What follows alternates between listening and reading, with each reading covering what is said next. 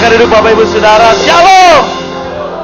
Saya bersyukur kepada Tuhan, ibadah ketiga di tempat ini. Tuhan masih berikan saya kekuatan untuk menyampaikan isi hati Tuhan buat setiap kita. Haleluya. Tuhan ada di tempat ini. Amin. Dan kuasanya dinyatakan untuk setiap kita semua. Nama saya Michael Ponello, saya sudah menikah. Istri saya 1, anak saya 3. Ya. Anak saya 2 laki-laki, 1 perempuan. Yang paling tua usianya 14 tahun. Yang paling kecil usia jalan 6 tahun, baru 5 tahun ya. Jalan 6 tahun. Dan kami melayani Tuhan, oleh anugerah Tuhan, melayani generasi. Ya, bersama dengan Pak Peter Farak Nimela dalam pergerakan My Home Indonesia. Namun saya dipercayakan untuk anak-anak muda. Ya, jadi keliling untuk Indonesia. Bahkan buat bangsa-bangsa, anak-anak muda harus bangkit menyatakan kuasa Tuhan yang luar biasa. Haleluya, puji Tuhan. Mari kita baca kebenaran firman Tuhan di dalam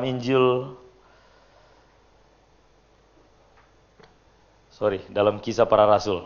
Ya.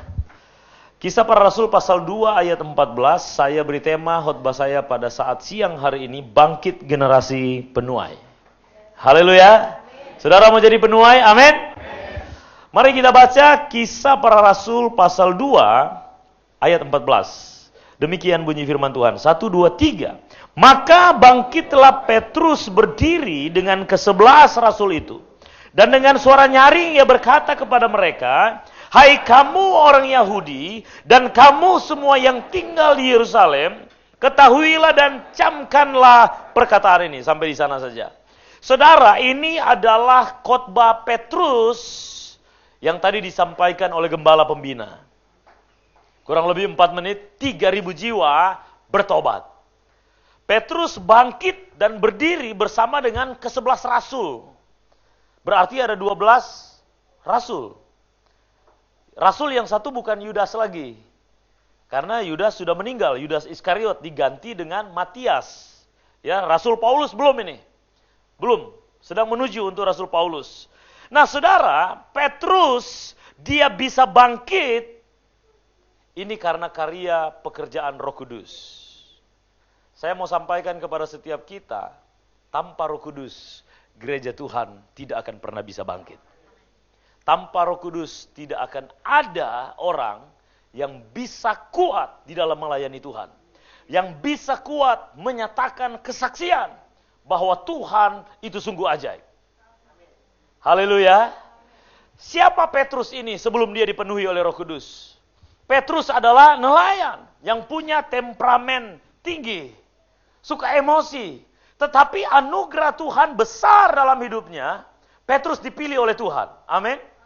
Rasul-rasul, murid-murid Yesus dipilih oleh Tuhan Yesus untuk dimuridkan. Selama berapa tahun, saudara? 3 tahun lebih. Tetapi saudara, mereka sudah bersama Yesus, sudah melihat mujizat, ya, sudah melihat perkara-perkara ajaib.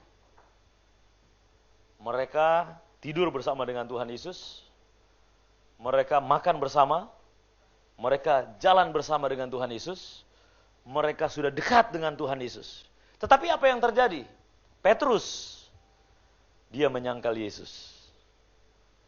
Yudas Iskariot, dia menjual Yesus.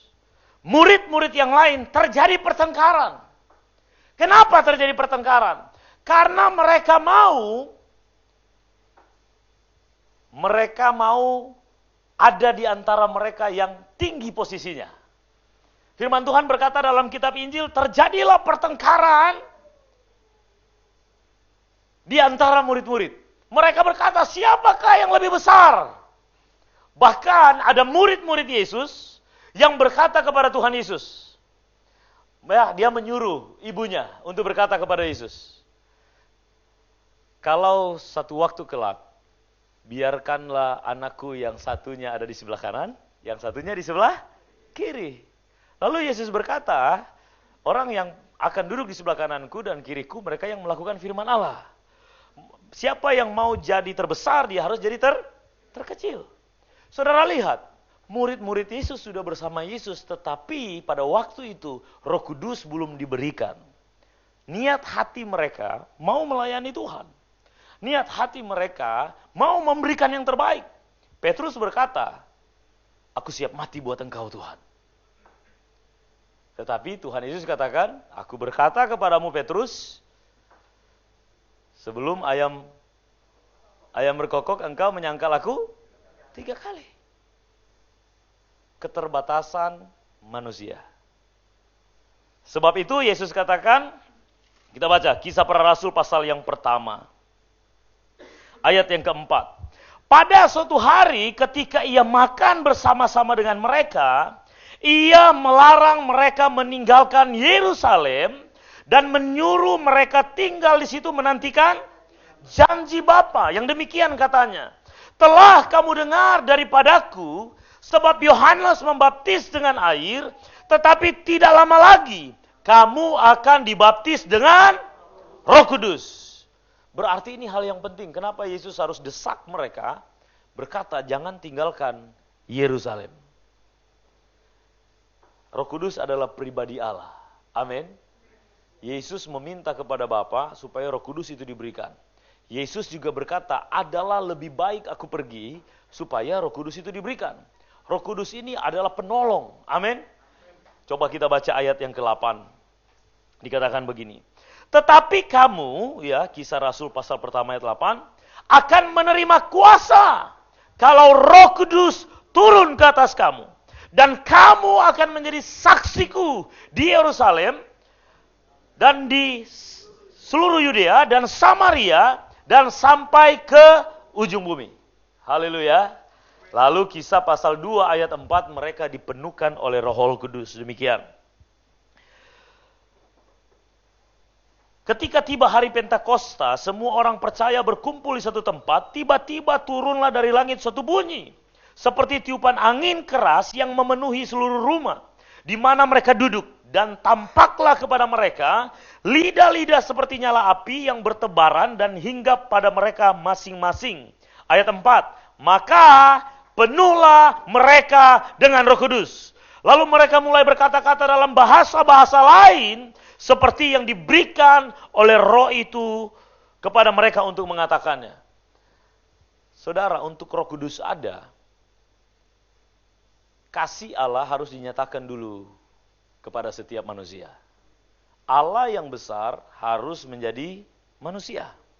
Jadi manusia saja orang sudah menganggap hina. Masa Tuhan manusia? Tuhan kan kudus. Masa Tuhan ke toilet? Tetapi Allah, dia mengasihi manusia, dia siap untuk mau menjadi manusia. Karena dia mau menebus manusia. Amin. Lahirnya hina, hidupnya yang sederhana, matinya hina. Supaya apa? Dosa kita diampuni. Dosa kita diampuni, ya, yang kita punya tubuh ini adalah daging. Coba saudara angkat tangan saudara. Coba saudara, ya, cubit. Coba dicubit, sakit gak? Kita sering berkata daging ini lemah, betul ya? Tubuh sangat lemah, roh penurut. Yesus pernah katakan pada waktu Tuhan Yesus sudah mau ditangkap. Yesus lagi berdoa, lalu dia suruh muridnya berjaga-jaga, tetapi muridnya tertidur. Roh penurut tetapi daging, pada waktu itu semuanya pada tertidur. Saudara, daging ini, ya, ini akan berubah menjadi rumah Allah. Sebab itu harus dikuduskan lewat penebusan. Harus dikuduskan. Yesus harus mati buat setiap kita. Sebab itu kita makan tubuhnya. Ada perjamuan. Kita minum darahnya. Yesus berkata bahwa tubuhku adalah benar-benar makanan. Darahku adalah benar-benar minuman. Untuk apa? Supaya kita menjadi satu dengan dia. Kudus. Untuk apa? Untuk Roh Kudus penuhi setiap kita. Haleluya. Nah, saudara, Roh Kudus ini adalah seorang penolong. Yesus katakan begini, aku tidak meninggalkan kamu sebagai yatim piatu, tetapi aku meminta kepada Bapa untuk dia mengirim seorang penolong. Penolong ini memampukan kita untuk melakukan kehendak Tuhan. Siapa yang mengasihi Tuhan di sini? Boleh katakan. Dalam nama Yesus kita semua mengasihi Tuhan. Haleluya. Coba kita lihat apa yang Tuhan Yesus sampaikan kepada setiap kita yang mengasihi Tuhan. Yohanes pasal yang ke-14.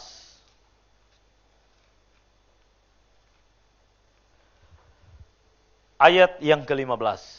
Kita baca sama-sama. 1, 2, 3.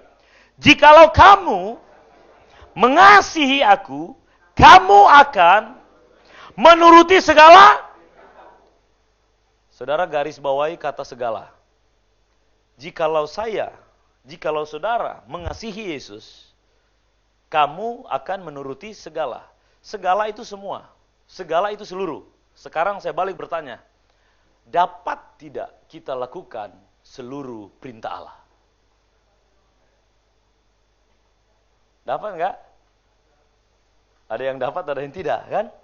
Nah kita cari jawabannya. Dapat enggak kita lakukan segala perintah Allah? Saudara, apakah Yesus salah bicara? Tidak mungkin. Manusia bisa sempurna tidak?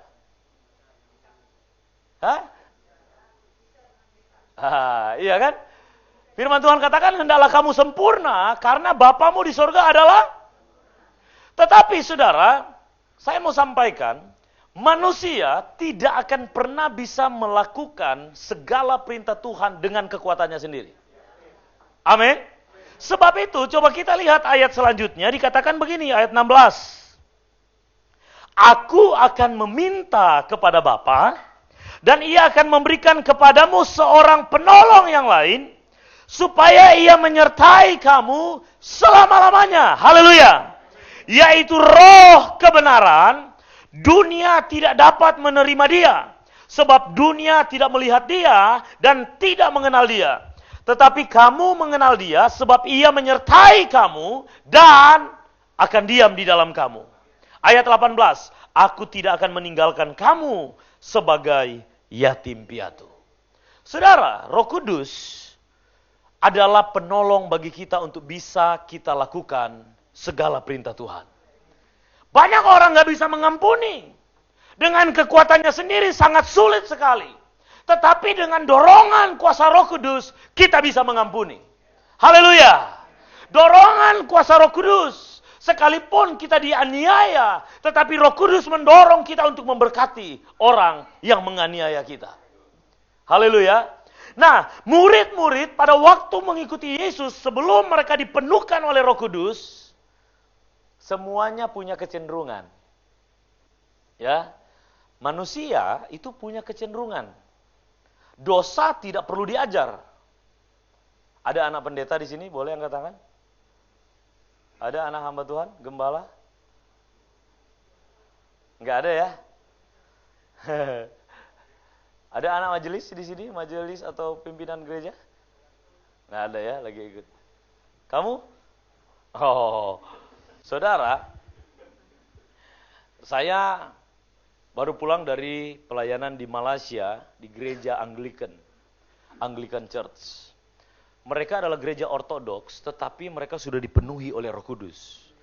Ibadahnya, ya setengah seperti kita, setengah liturgi. Ya, saya melayani, lalu saya tantang anak-anak muda.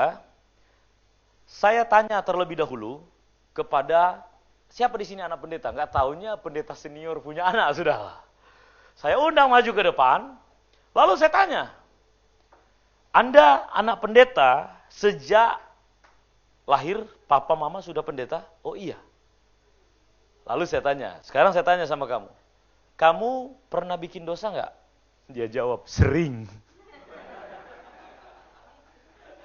Lalu saya tanya sama dia, bukankah kamu anak pendeta? Siapa yang kasih ajar? Dia bilang begini, teman. Terus saya bilang, tambah lagi dosa kamu. Sesungguhnya dosa itu nggak perlu diajar. Karena manusia konsepnya sudah dosa. Firman Allah perlu diajar. Dosa nggak perlu, saudara. Pak, sudah Kristen dari kecil? Anak bapak pernah ajarkan dosa? Belum punya anak? Pernah ajarkan buat dosa? Gak pernah pasti ya? Tapi berbuat dosa gak? buat dosa. Saudara, anak saya yang kecil, saya tidak belikan dia handphone, tablet, ya, karena belum cukup umurnya. Jadi dia kalau main dia pinjam sama saya. Dia kalau main dia memohon sama saya, papi, namanya kasih boleh pinjam nggak? Mau main game, ada yang dia download sendiri, saudara, pinter anak saya. Dia bilang, papi mau main game. Terus saya bilang, papi udah mau pergi. 2 kali saja. 2 kali saya sudah hitung, nggak lama kalau dia mau bermain kan. Saya kasih sama dia. Dia main, sudah 2 kali saya mau ambil. Sayang, udah 2 kali, papi udah mau pergi. 2 kali lagi. Saya bilang, nggak boleh, papi udah mau terlambat. Please, papi 2 kali lagi. Saya janji, papi. Oh bener ya? Oke. Dia main, udah 2 kali. Saya bilang, sini, udah 2 kali. Saya mau ambil, dia lari, saudara. Dia lari, bawa handphone saya. Dia naik di tangga, ya. Kebetulan dia naik ke lantai berikutnya. Saya kejar dia, kan takut jatuh. Dia naik, dia sembunyi, dia main lagi. Terus saya bilang, sayang, saya suruh istri saya untuk pergi ambil. Terus saya bilang, kenapa kamu harus bohong sama papi? Enggak pernah saya ajarkan, saudara. Tetapi dia tidak bisa komitmen dengan perkataannya.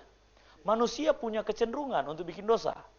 Ya, firman Tuhan coba kita lihat dalam Kejadian pasal yang ke-6 ayat 5.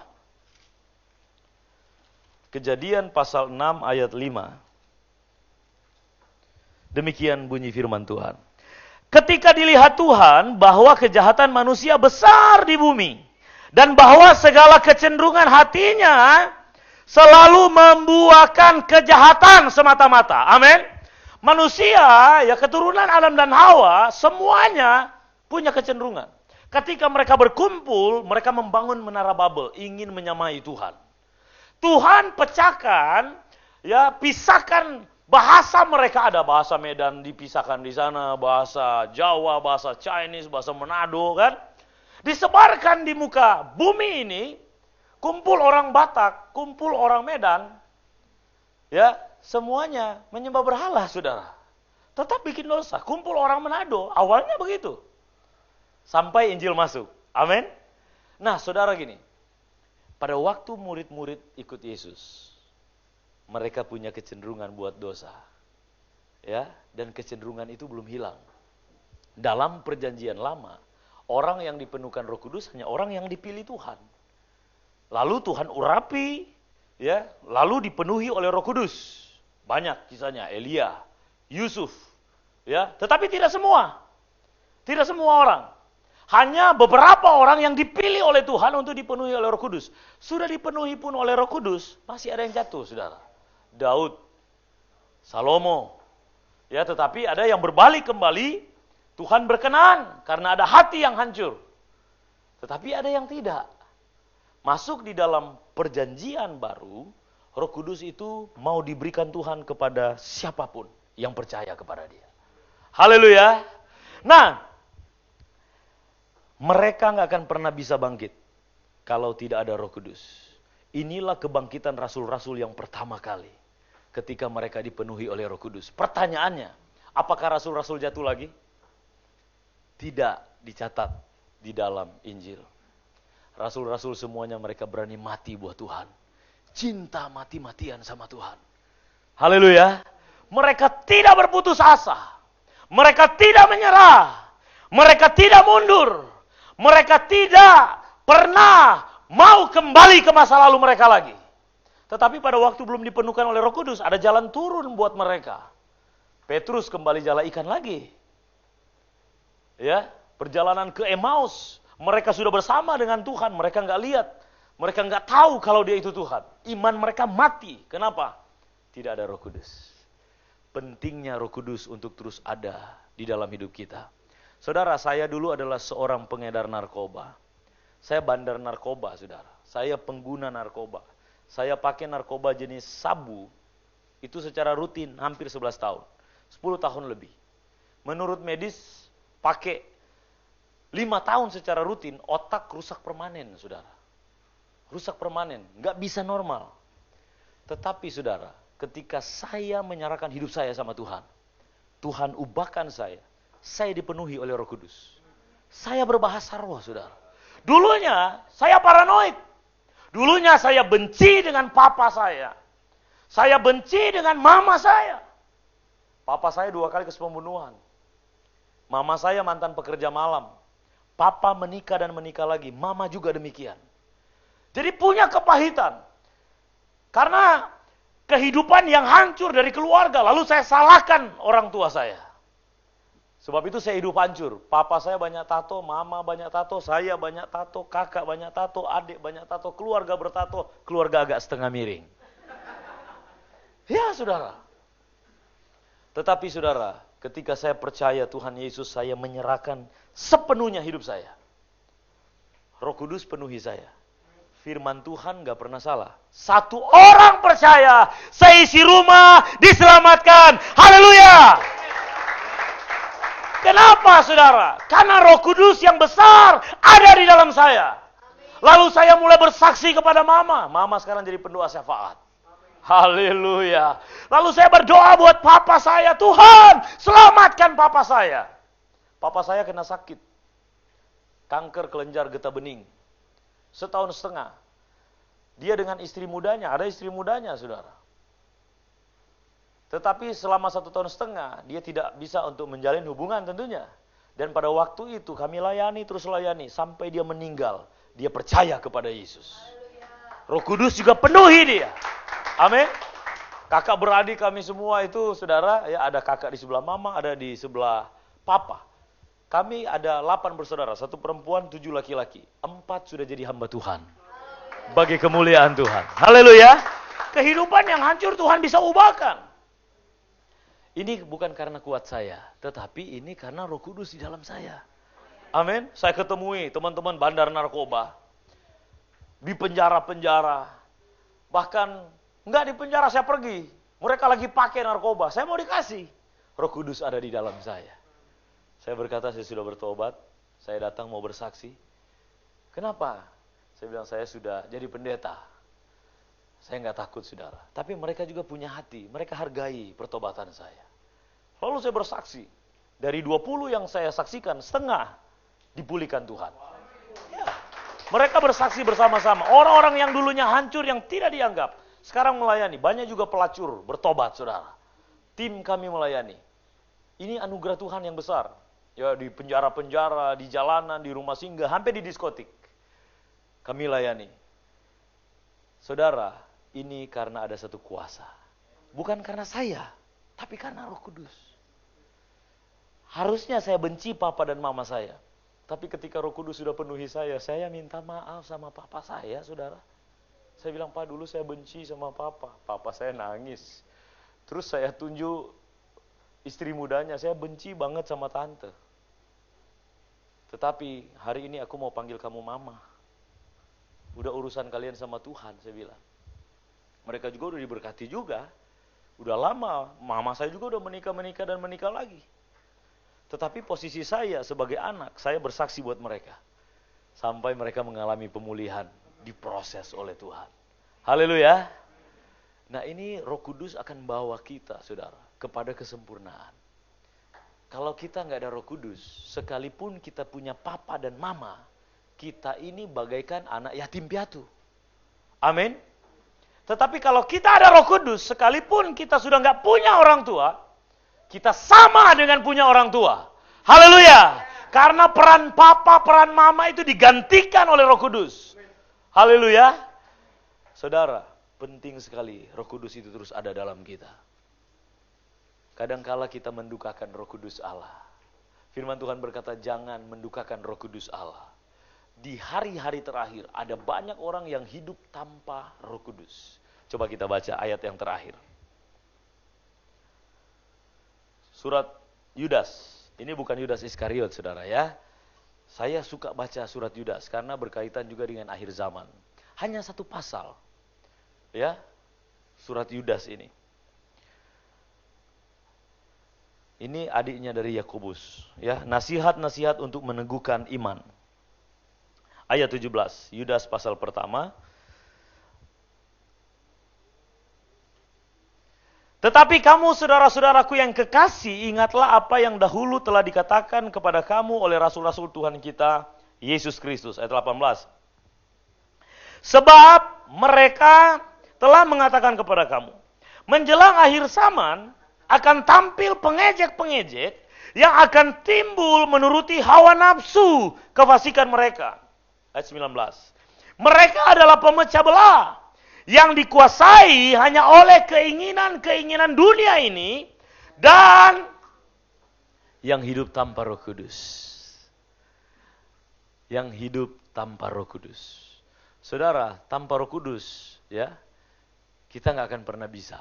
Kita pasti akan jatuh. Dan kita bisa dipakai iblis, saudara. Kita akan jadi pemecah belah. Kita tidak akan jadi pembawa damai. Kita akan menjadi pembawa masalah. Dan kita bisa dipakai oleh kuasa kegelapan. Apa nasihat buat setiap kita semua? Ayat 20. Akan tetapi kamu, saudara-saudaraku yang kekasih, bangunlah dirimu sendiri di atas dasar imanmu yang paling suci dan berdoalah dalam Roh Kudus. Kapan kita dipenuhkan oleh Roh Kudus? Mungkinkah kita sudah mendukakan Roh Kudus dengan melakukan apa yang Tuhan tidak kehendaki? Atau mungkin kita dipenuhkan oleh Roh Kudus baru-baru. Namun kita harus terus menjaga hubungan kita dengan Roh Kudus Allah itu. Biarkan Roh Kudus terus ada dalam hidup kita. Roh Kudus ada dalam hidup kita sama dengan Yesus ada di dalam hidup kita. Roh di dalam kita lebih besar dari roh yang ada di dunia ini. Kalau tanpa Roh Kudus kita akan mudah menyerah. Kalau tidak ada Roh Kudus kita akan putus asa. Kalau tidak ada Roh Kudus kita akan tersinggung. Kalau tidak ada Roh Kudus kita akan menghakimi. Kalau tidak ada Roh Kudus kita menjadi roh pemecah. Roh Kudus harus selalu ada buat gereja Tuhan. Haleluya. Kita bangkit berdiri dan akan berdoa. Roh Kudus, Engkau ada di tempat ini. Roh Kudus, Engkau